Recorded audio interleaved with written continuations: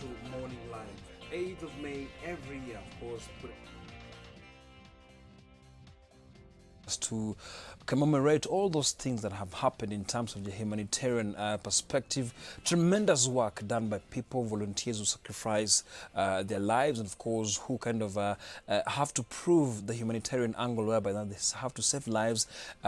Prompt responses, goodness, this has been an amazing side where, of course, E-Plus ambulances, that's emergency plus ambulances via Kenya Red Cross, have been doing an amazing job right here in the country and even all over the world. So much has been happening. Yes. Now, in studio, it's very interesting because now I'm joined by a gentleman who has been in the picture for a very long time, and this is something, of course, we need to talk about. As much as we're talking about now the work that people are sacrificing out here from the Kenya Red Cross. It's a day put aside. Not so many people are really keen on appreciating people who actually volunteers. People now kind of go to the front line. How has it been, let's say, 2018 and the better part of early 2019? Thank you very much. And happy World Red Cross Day. Okay, yes, that So, one. Happy World Red Cross Day. Red Cross yes, Day, yes, sure. So thank you very much. So from a Kenya Red Cross perspective, 2018-2019, from a volunteer perspective, has been a very good year. Okay. And good by terms of the number of Kenyans, because our mandate lies within the borders of this country, who are willing to come out and do things for humanity, to support their people. We've had a lot of challenges. Unfortunately, the more emergencies there are, then the more people are needed to support. So yes, the recognition bit of it coming from probably the rest of the community is not that wide, but then that is what makes volunteering that much noble and a very kind act of kindness, because then the people that come out to do these things, in Kenya we're talking about 120,000 volunteers that are out here every day quietly. Just ordinary people doing very extraordinary things. Quietly, that's a very important part. Yes. Extraordinary actions actually out here. Yes. So they've been involved from the Red Cross perspective in all our programs. We are the largest volunteer network in the globe, with more than 17 million volunteers across, and all our programs, the one thing that makes us this great and what makes us be very happy to celebrate this day today is that our strength lies in those volunteers. Sure. You'd be surprised that the Kenya Red Cross Society, for all that it is, only has about 1,200 employees, people who are paid.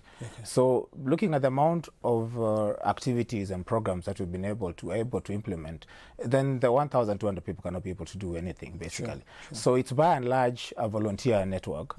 And specifically, just looking at the activities, the biggest emergency, the biggest activity that was in front of everybody's eyes for the most part of 2018 was we started with a drought. So there was a huge drought that had been going on for a couple of years, and then in the month of April we had the largest flood that we had, the worst flood that we have had for the last 63 years as a country.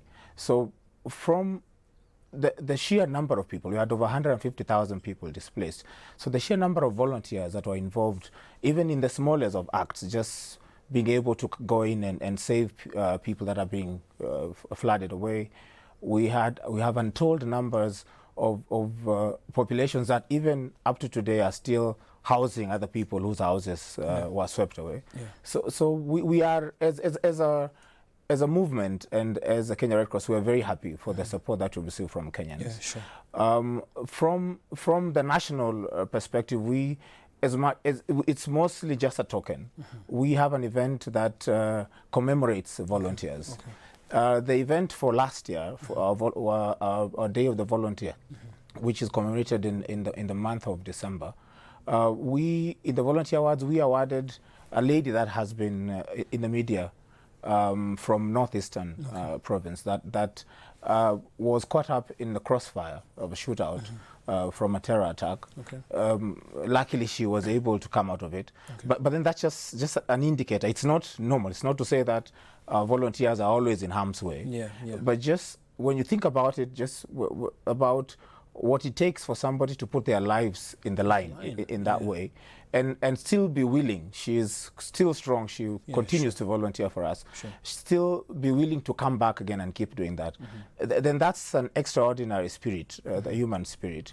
And largely as a movement, and that's why we are celebrating this movement today. It's all. That's how the entire idea started. It started from a gentleman, a Swiss businessman called Jean-Henri Dunant, whose birthday it is today, that we celebrate, and that the Red Cross has commemorated, has honored the first recipient of the Nobel Peace Prize.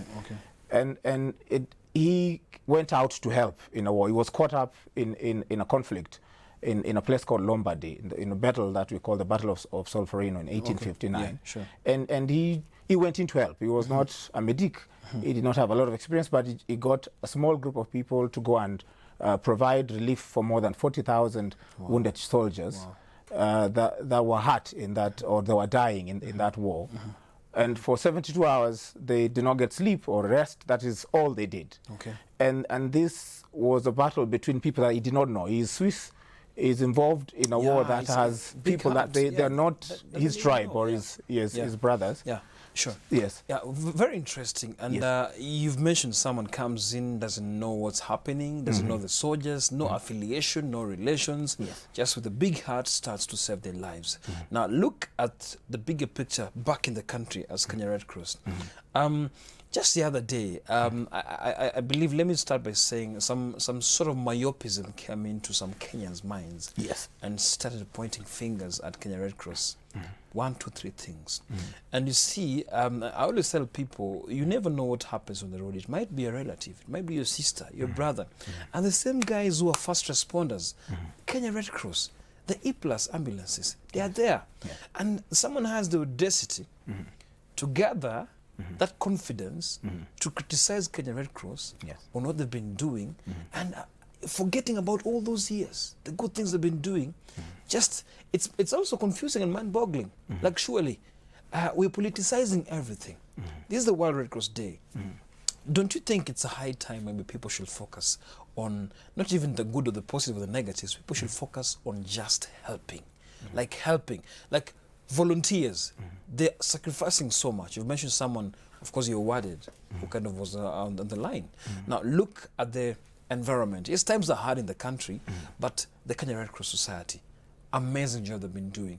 And why are people now coming out to criticize something that has been... You're criticizing your own parents. It's like, it's kind of confusing also. I agree. It's quite sad. And basically just looking at you try to think, especially for us as volunteers and staff of Red Cross, you try to look at the kind of sacrifices, the kind of work that we do on a daily basis. And for us, it's actually a bit dangerous because we thrive. Everything that we do, even the basic volunteer in a conflict on the road, we risk, and it's based on the trust that the community has towards us. We are glad to realize that those are isolated, few sentiments coming from a few people who are entitled to their opinion, although they are going a bit too far. But generally, I worked for a few years in the beginning of my career as a blood donor recruiter. And I would go out to churches, to schools, and plead with people to donate blood. And that's one of the activities we'll be doing today also as a part of the commemoration. And I used to find this, it reminds me of the same thing. Some section of the population would complain and tell me the Red Cross needs our money, needs our time, and now they need our blood. So, goodness. and I kept reminding people the same way that I'll remind them about some of these sentiments that they're talking about. And fortunately, they are based from ignorance. They're not people who have the facts. But the whole idea for me was that Red Cross actually does not need anything. We do not need anyone's money or blood or what. The people that need that, we just work for the most vulnerable, the isolated, the vulnerable. And those are the people that even when we come out to make an appeal and somebody says Red Cross is asking for 1 billion shillings, we do not need 1 billion shillings. It is the people that are starving that need it. And as you said, those are your brothers, your sisters, sometimes yourselves. It's the same. So there's a need for people to look a bit out of themselves. On the impact of some of these things that they do. If all of us stood and said, Red Cross, we are not getting any support, no one is helping us, then you keep seeing them on the TV right now, all the bad headlines. Unfortunately for us as volunteers and Red Cross and staff, we actually have relationships with those people. We are the ones who transport somebody. It's not just any person. It's a Njoroge, it's a Mutua, it's a Omolo who's bleeding, who needs to be taken to hospital. So you lose that person because you don't have something. Right now, I personally know of households just next door in Kajiado and Makueni, which is part of the territory that I'm in charge of, that are starving, that are having a lot of problems. So when Kenyans decide that they do not want to help them, then it is very easy for them because it is faceless. You don't know what you're talking about. But then for me and for the community down there, it is a son, it's a daughter, it's a relative who is in this kind of problems. So there's a little bit of introspection that is required for the Kenyans and not to condemn Kenyans. I think I will keep insisting that the large majority of them there's a few guys perfect. who are sponsored to just brahaha out there and something else. Yes, sorry to disrupt you. No worries. But even with those, and even with the very many Twitter comments about people not willing to support and do all of those things, even the day after the appeal, I personally got, as a person in charge of programs for Lower Eastern Region, we still got support coming from corporates and individual people to go and support specific communities in Makueni and Kitui.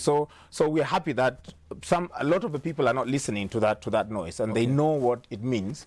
I think maybe we still have, as a Red Cross and as a community, to be able to find a way of reaching out to these people and provide more information for them, so that then they speak from knowledge, not from ignorance. All right. Interesting. We're taking a short break now. They come back now. We'll be focusing on the good, because now even we have a poet here in studio.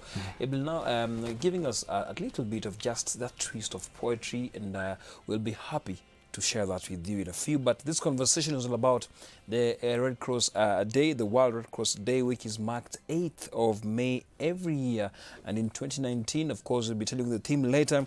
But this has been a journey, trust me.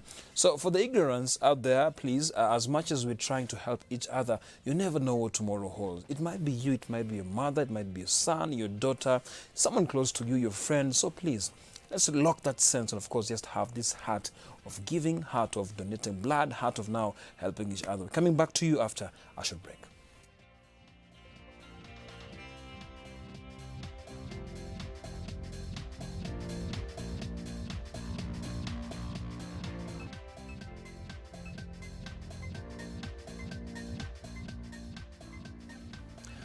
Welcome back to Morning Live. Mark Smith has joined us in studio, and this young man has been a member in the Kenya Red Cross Society, actually a life member for 2 years now, is it? Yes. 2 years now, and trust me, he knows so much about the Kenya Red Cross, he knows so much about the international, that's World Red Cross Day, and it's something that's mind-boggling, because at only 13, he's a life member, and he knows so much. He can actually save your life. Goodness, this is amazing.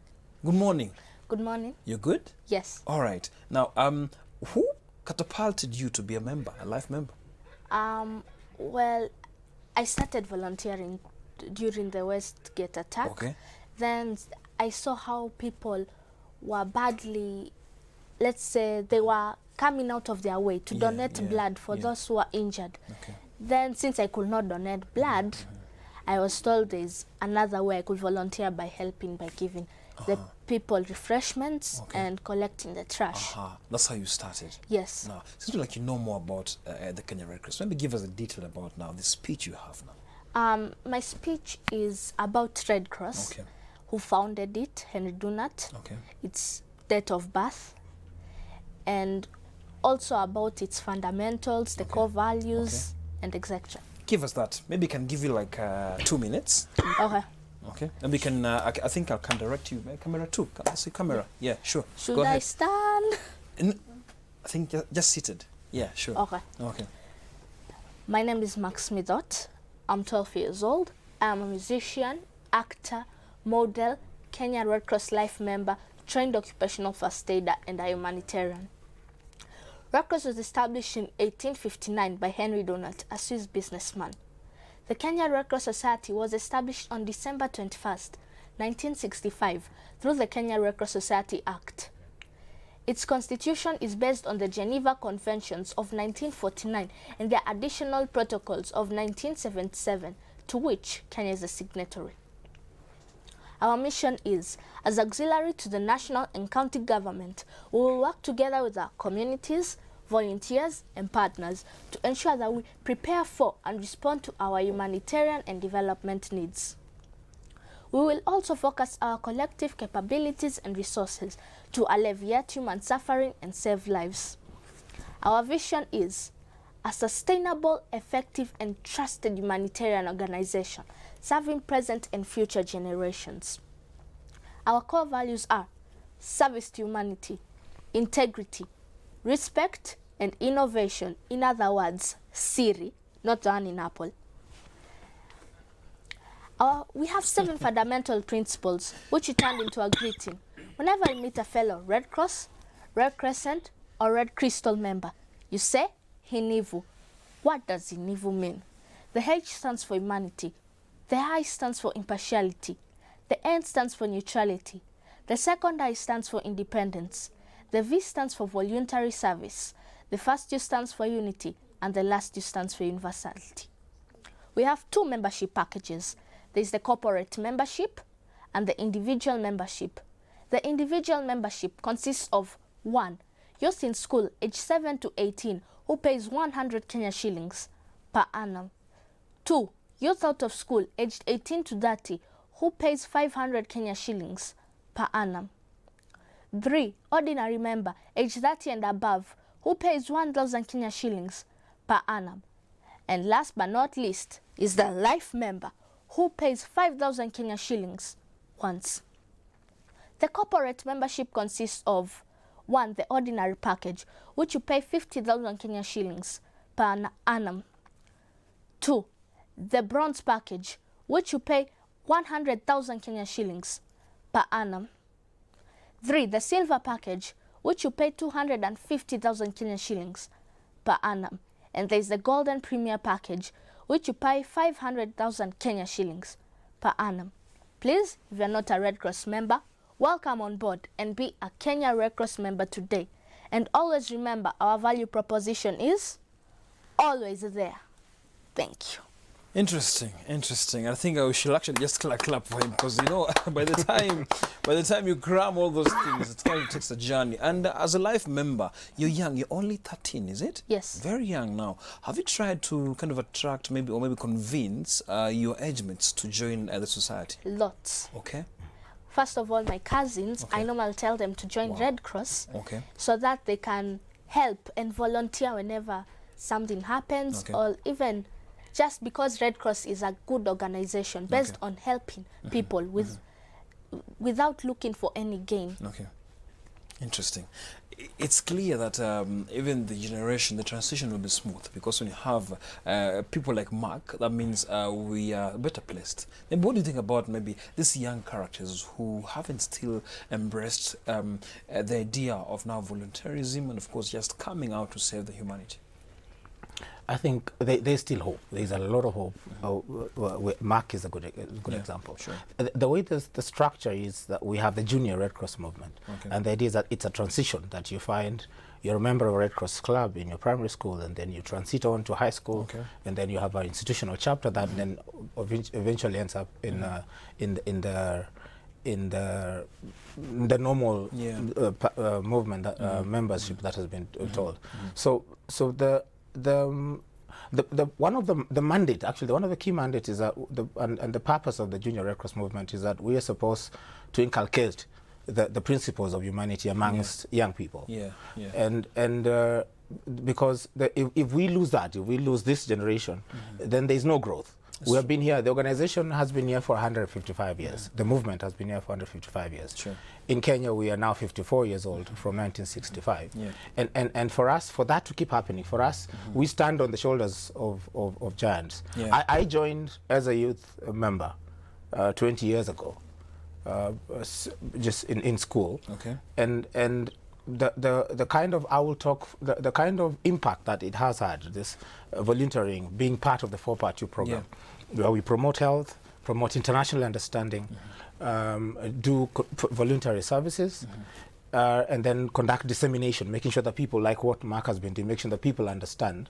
This is part of our responsibilities. So in part, if they are not part of it and they have never heard about the movement, then it means that our dissemination is to improve, and that's why we keep doing this. That's one of the activities we'll be doing today. But there is hope, and as much as everybody has a part to play in bringing up the young people, then this is our role. This as the movement helps young people get structure in their life and get to understand and get to learn to empathize. And I keep, maybe it's wishful thinking, but I keep thinking that if we had a lot more of the young people joining the movement, then the general state of affairs of how people treat their fellow brothers and sisters, I think that would change. So it's something that we endeavor to do. We cannot give up on the youth, because the youth is our future. So hopefully, if we continue doing this, the movement is doing quite well. We have quite a lot of chapters, but we need to work harder to make sure that they all join us. Because eventually, if maybe we do this right and everybody gets to understand what this is about, then some of the negativity that we were talking about earlier would most likely come down, because the idea of the Red Cross movement is to be it is what it is, an international movement, but then it acts locally. So if the Red Cross is not available in your village, in your town, in your school, then it's basically our value proposition then does not work. We are not always there. We are not where we are. And I said earlier, this is our network. This is our strength. But we do need to do this. We are happy with the support that we're getting from the education ministry, from all the people that are dealing with young people. But like I keep saying, we can do better. We can improve on this and make sure that this works. But by and large, a youth that is not guided, then is in most cases is a recipe for disaster. Now IFRC is also turning 100 years. Wow, this is amazing. Like since 1919. 2019. That's amazing. That's exactly 100 years. And IFRC was it's part of the component, because there's a national society, there's international federation, there's a national committee of the Red Cross. We started with the committee of the Red Cross as Mark has told you about ICRC. But then after the First World War, then it emerged that there was a need for the Red Cross, because we were formally structured to act in conflict, during conflict.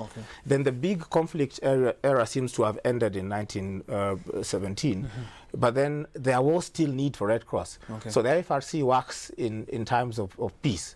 So normally we'll be the same organization, but then during times of peace, where we have national disasters and man-made calamity, then we will be all working under the umbrella of the IFRC. There's 190 countries that are members to this IFRC. So basically every state that is recognized, with the exception of about 3 countries that discussions are going on for them to join. So this it's a good history. It's part of the reason why we keep asking everybody to join us, because it's a very good part of the human race generally, that there is an entire organization that that is not religious, not made on any other, where all these ideas coming together, and the entire purpose is basically to preserve life and to promote humanity. And these ideals, so that then we have good products like Mark Smith. Mark, what do you think about young people who haven't joined this? Because now, as a young person, you're a teenager right now, and I believe you have a brighter future. You've grasped all those principles the Kenya Red Cross has, all those, everything, just in short. But look at the society we're living in right now. Teenagers, us right now. What time is it? It's around 7:30.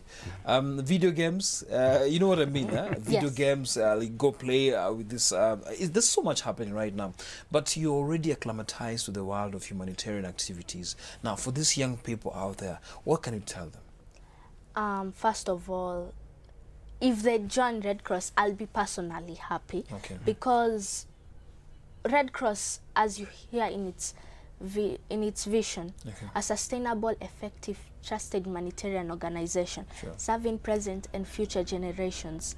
And in order for the future generations to know about Red Cross, it needs to start right now Okay. with okay. all of It's us. true that, yeah, sure. Because, as many people say, we are the future. And so if they join Red Cross, at least they can have a sense of humanity It's true that. and know why. Why is Red Cross around? Because Red Cross, to me, it's a great organization. Okay.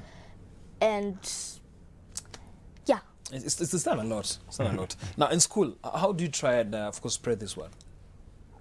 In school, how do you try and spread this word now? okay, now that's the tricky part. Yeah. You know, I don't go to a normal school. I okay. homeschool. Or you're homeschooling, okay? I homeschool in accelerated Christian education, but my homeschool name is Newton Homeschool.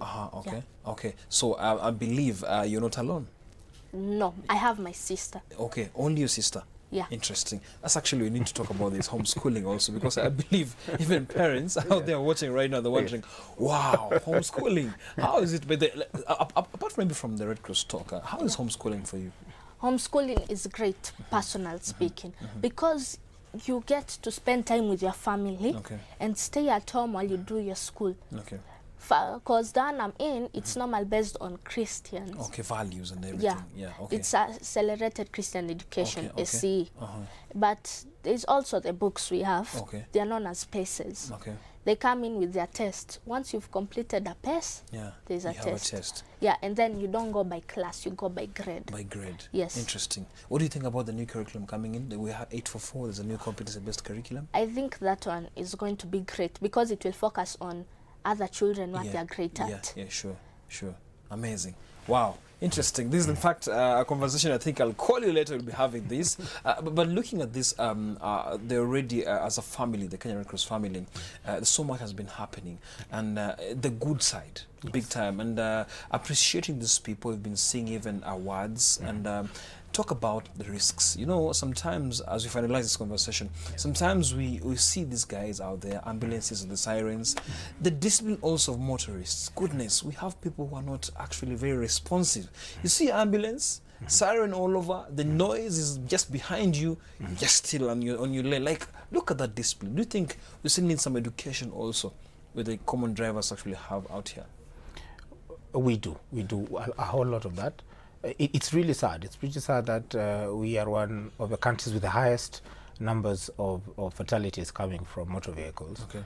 The driving discipline is, we can talk about that for days and days on end. I know. And for me, unfortunately, I am in charge of 200 kilometers of Mombasa Road. Wow. It's the worst road in this country with regard to the amount of crashes. Yeah. And then 4 of the worst other roads apart from Mombasa Road are within Nairobi.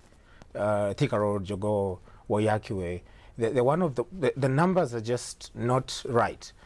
But I'll speak. I'm happy that you mentioned issues about just being able to allow emergency vehicles like ambulances to be able to go. Even the fire engines. Because we have, I think most of the people, like I said before, have no clear understanding of what is going on inside of that vehicle.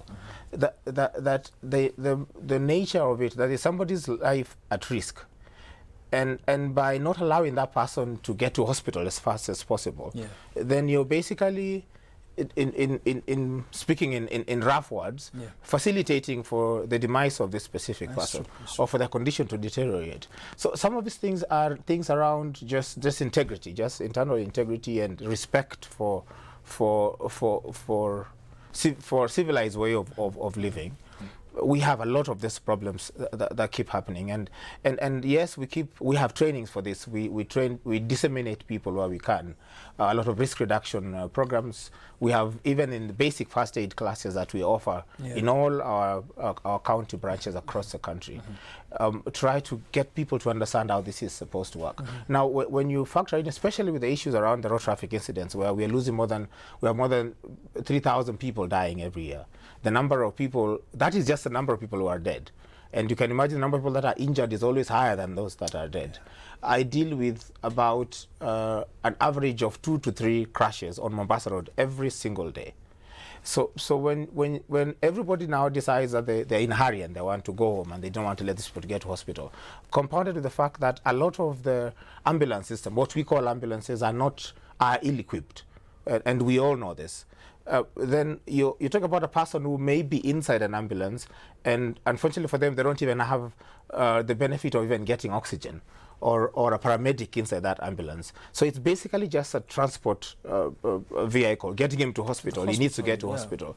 And then now you block that. You add the issues of congestion. So there is a lot that needs to be done. We have had a lot of emergencies in Nairobi, and we have to cross the city, and becomes a bit of a problem. But by and large, it's something that it keeps giving us pause and reason for us and to see what kind of information we need to get people to understand. Because like I said, mostly we're not condemning them. We're not condemning all of those people acting in those ways. We want to think that it's just because maybe they do not have a very clear understanding of what it involves. You asked earlier about the risks involved with volunteering. First, I will tell you that we are very happy to have a record of only about 1 or 2 fatalities of volunteers that have lost their life in the line of duty. One of those actually has become the title of one of the volunteer awards. That the best volunteer in the Red Cross, in the Kenya Red Cross system for the year, is awarded the award of one of the volunteers from West Kenya that lost their lives in the line of duty. But the biggest risk that volunteers out in the front line face is not the risk of injury, actually, because then they are trained and they know how to protect themselves and how to stay safe and away from danger. The biggest risk is actually mental. Human beings are not created to deal with the levels of stress and seeing people suffering that we see every day. And so we find that we need to more increasingly to give a lot of psychosocial support to the volunteers who are there. Like Mark says, that there's not everybody that can go into the front line where there are people bleeding and dying. But even the simple ones of imagine talking to a loved one to explain to them that they have lost somebody that they love. You're that person, so it's quite distressing. Because of time, I understand. Because of time, this conversation is very candid, and I believe, Mark, all the best. Homeschooling, I will invite you soon to talk about everything, because now some people think the education system in Kenya is just messed up. So we'll call you very soon to talk about this. But thank you so much for coming. Thank you. Mark, I wish you all the best. Please try and talk to these young people, your friends, to join you. And I believe we'll be having a future generation which is very humanitarian based, not just slaying out here and doing so much. All right, taking a short break. When we come back now, Charlotte Kigezo will be talking to us about mental illness. Remember, May is a month of mental awareness, and all that will be coming to you after a short break.